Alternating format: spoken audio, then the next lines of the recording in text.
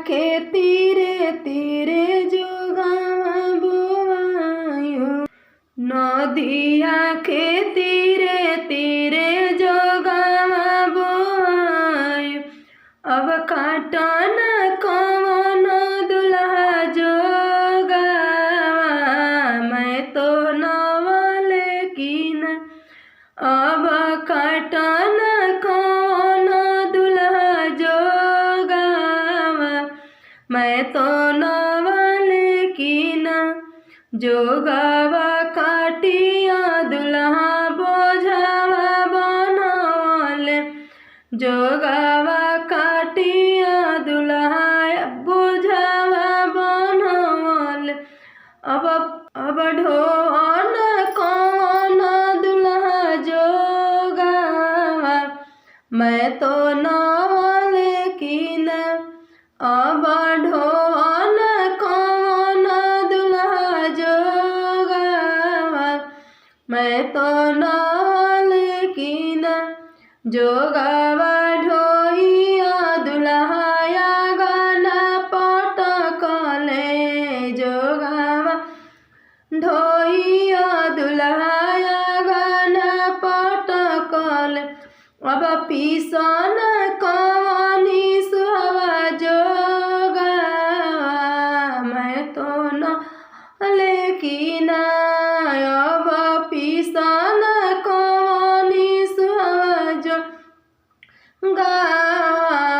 मैं तो नवले कीन।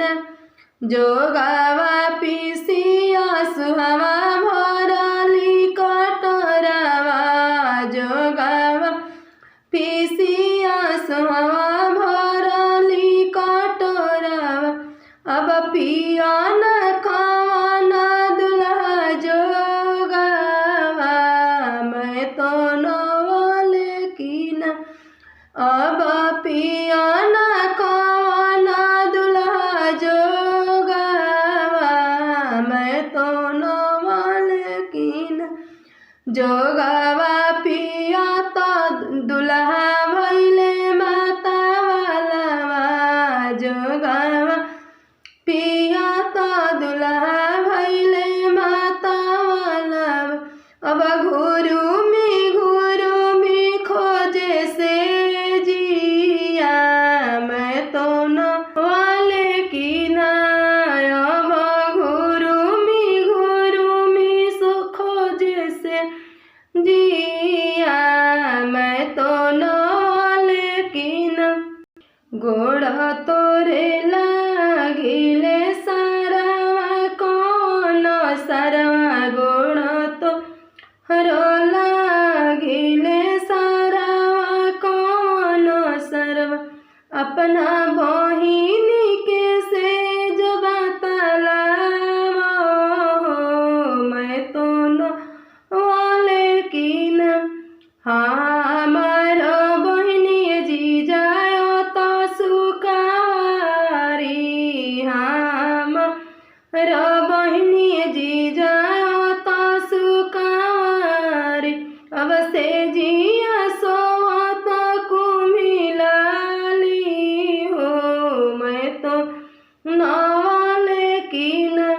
जाहूँ तो हर सरवा बहिना तो सुकावारी, जाहूँ तो सरवा बहिना तो सुकावारी।